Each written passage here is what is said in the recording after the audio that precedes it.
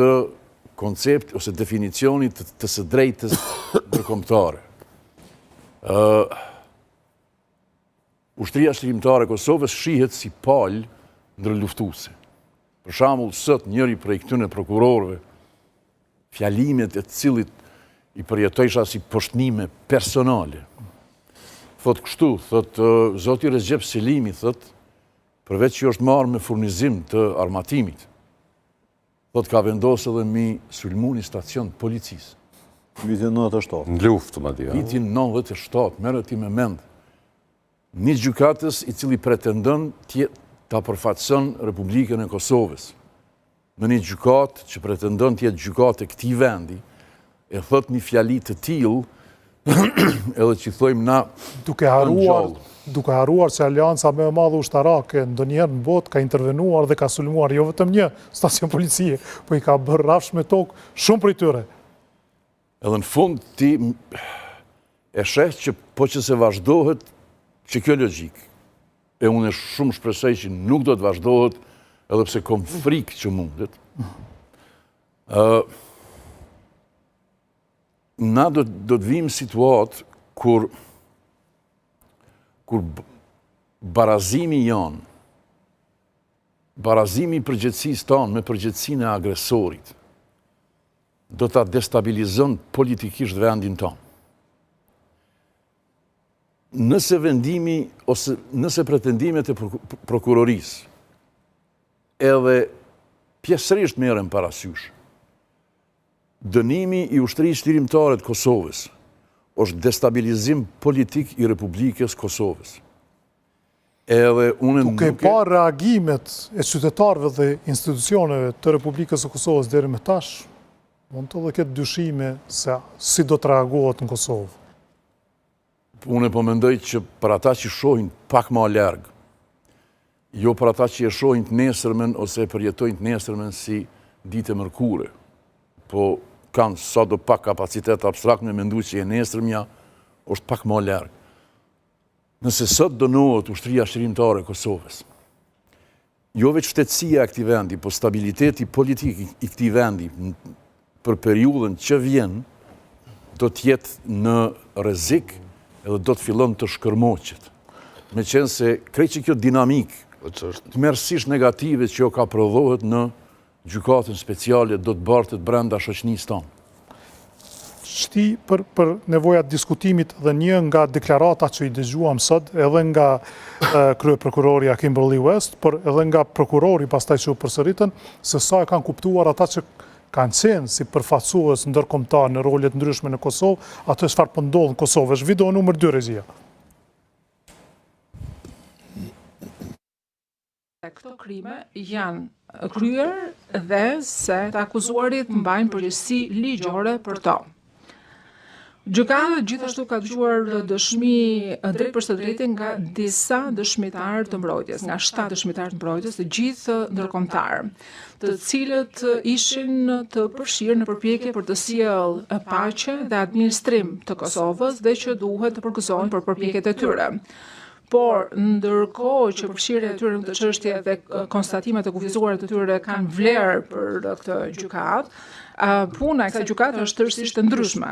Për pjesën ndërmuese, 7 dëshmitarët ndërkombëtar janë hetur në një situatë me pak informacion lidhur me aktorët kryesor të përfshirë, nuk e kanë folur gjuhën atë kohë, kanë ndërvepruar ballë për ballë me aktorët kryesor vetëm për pak herë, dhe thuajse nuk kanë parë asnjëherë rregullore urtat dhe komunikatat e UÇK-s, dhe nuk ishin fare të njohur me strukturën e UÇK-s. Sa harrojmë këtu, ka qenë në pyetje Wesley Clark, James Rubin, Bernard Kouchner, e plot të tjerë, pra Gjokovi, që kanë shërbyer në Kosovë ose kanë qenë ndërlidhur me atë që ka ndodhur në Kosovë. Pra, shoqëruar nga një logjistikë e arzakonshme. Po, dhe madje po thuhet se kanë kuptuar se kanë kuptuar zuhen.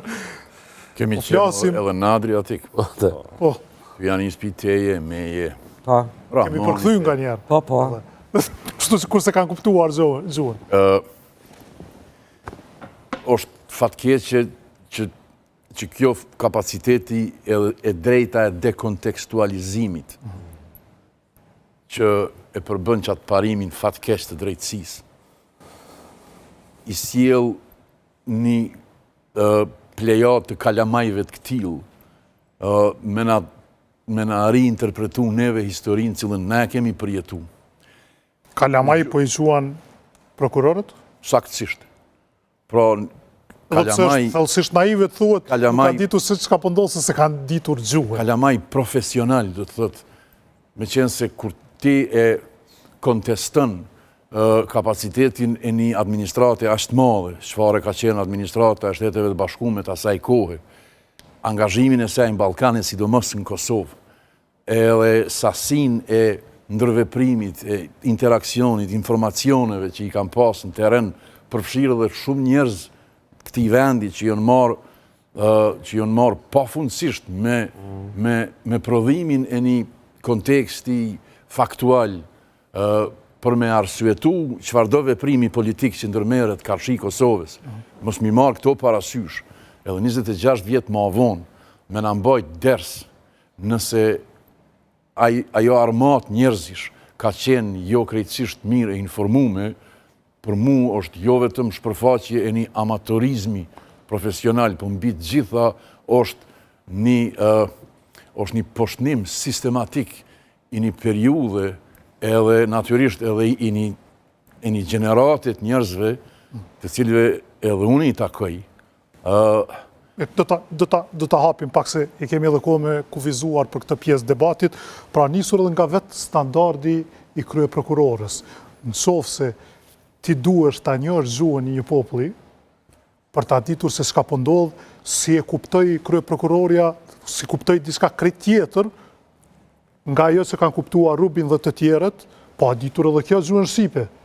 Si mund të jenë naivitet i këtu, shpërfaqet në një nivel kaq lartë të një gjykimi që ka zgjatur, arrestimi dhe një gjykimi që ka zgjatur me vjet, si argument për fjalën përfundimtare ku kërkohet 45 vjet burgim. Që nëse më lejohet po flas me gjuhën e kryeprokurorës. Po i përgjigjem me të njëjtën monedhë, me thonë ashtu. Qysh ka mundësi që kjo kryeprokurore e kupton, apo sa e kupton kontekstin e asaj që ka ndodhur në Kosovë, qysh i njeh, sa i njeh dhe si din me interpretu ligjet, sepse këto nuk janë ligjet të vendit prej ku ajo vjen.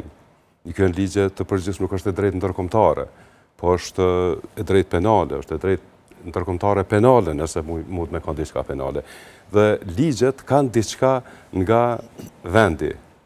Ligjet kanë diçka nga edhe e drejta zakonore, kanë diçka edhe nga ajo që populata të cilën e administron ligji i caktuar.